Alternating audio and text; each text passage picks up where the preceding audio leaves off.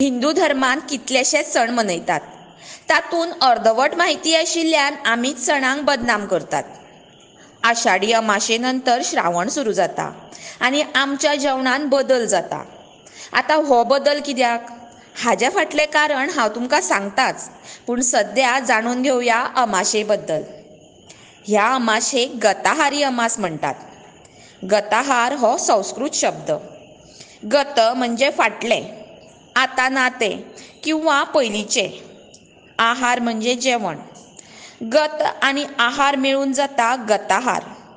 बोली भाशेन गताहार ह्या शब्दाचो अपभ्रंश जाल्ल्या कारणान आतां लोक ह्या अमाशेक गटारी अमास म्हणपाक लागल्या आनी सोरो पिवन नुस्तें, चिकन, मटण खावन मनोवपाक लागल्या. गटार हो इंग्लीश शब्द. इंग्रजाच्या काळान ह्या शब्दाचो परिचय भारतांत जालो. गटार हो शब्द आयकलो काय आमी 10 पावलां पयस रावता. थंयच ह्या अमाशेक गटारी हें नांव दिवन बदनाम करता.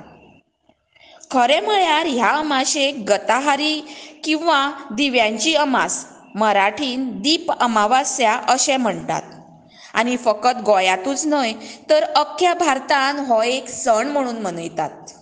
आमचे सण सदांच पवित्र आसतात. तशेंच थळ, काळ आनी परिस्थिती हाचेर तांचो संबंद आसता. आहारान बदल म्हणून गताहारी. आनी ह्या दिसा घरांतले सगळे दिवे धुवन तांची पुजा करतात म्हणून दिव्यांची अमास. आतां हाच्या फाटलें कारण सांगता. पयलें म्हणजे जेवणान बदल कित्याक? चडशे जीव, जनावरां, नुस्तीं ह्या दिसांनी तांतयां घालतात किंवा तांची नवीन उत्पत्ती तयार जाता. ह्या तेंपार तांकां मारलें जाल्यार फुडले 11 म्हयने आमकां कांयच मेळना. हाचो अख्ख्या निसर्गाचेर उलटो परिणाम जाता. म्हणून ह्या म्हयन्यान नुस्तें मारिनात आनी सरकारूय हाचेर बंदी घालता. दुसरें म्हळ्यार ह्या म्हयन्यान दमट वातावरण आशिल्ल्यान नुस्तें किंवा बाकीच्या प्राण्याच्या शरिरान आनी त्वचेचेर कितलेशेच जीव आसपाची शक्यता आसता, जाका लागून खावपी मनशाक ताचो त्रास जावपाक शकता. आनी एक कारण म्हळ्यार कांय भाज्यो फकत ह्या पावसाच्या दिसांनीच आमकां मेळटा आनी फुडले 8 म्हयने आमकां त्यो पळोवपाक पासून मेळना. उदाहरण म्हणजे कुड्डूक, ताळखिळो, तेरो, आंकूर, अळमी, फागलां. शिवराक जेविल्ल्यान ह्यो भाज्यो आपुणूच आमच्या पोटान पडटा आनी ह्यो भाज्यो ह्या दिसांनी वेवस्थीत पचूनय वता. दुसरें म्हणजे दिव्यांची पुजा कित्याक किंवा ह्याच अमाशेक दिव्यांची अमास म्हणून कित्याक मनयतात? एक तर दमट वातावरण आनी तातूंत ह्या अमाशे नंतर सुरू जाता श्रावण आनी श्रावणांतल्यान सुरू जाता आमचे सगळे सण. आदल्या तेंपार इलेक्ट्रिसिटी नाशिल्ली तेन्ना दिवेच मनशाचो आदार आशिल्ले. आनी अजून सुद्दां खंयच्याय सणाक कितल्योय रंगी बिरंगी लायट्स घातल्यो तरी देवा कडेन आमी दिवेच लायतात. दिवली ही पेटयताच. आनी पावसान लायट नासता तेन्ना दिव्यांचोच आदार घेतात.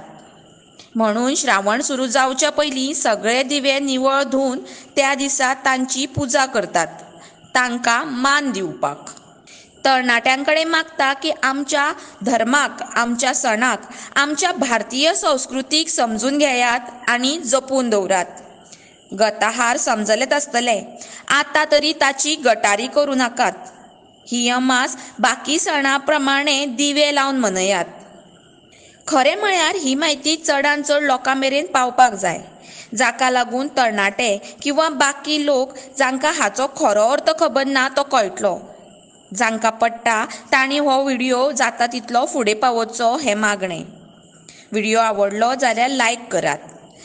तुमकां आनीक जर कितें म्हायती खबर आसा जाल्यार कमेंटान अवश्य कळयात. धन्यवाद.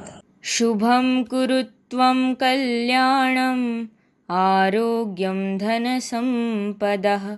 शुभं कुरुत्वं कल्याणं आरोग्यं धनसम्पदः.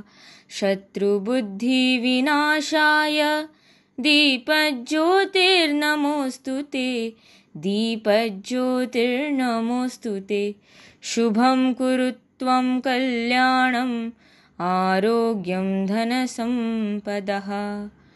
दीपज्योतिर्परब्रह्म दीपज्योतिर्जनार्दनः दीपज्योतिर्परब्रह्म दीपज्योतिर्जनार्दनः दीपो हरतु मे पापं सन्ध्यादीपनमोऽस्तु ते शुभं कुरु त्वं कल्याणम् आरोग्यं धनसम्पदः शुभं कुरु त्वं कल्याणम् आरोग्यं धनसम्पदः ओ दीपब्रह्मरूपस्त्वं ज्योतिषां प्रभुरव्ययः ओ दीपब्रह्मरूपस्त्वं ज्योतिषां प्रभुरव्ययः आरोग्यं देहि पुत्राश्च मतिं स्वच्छां हि मे सदा शुभं कुरु त्वं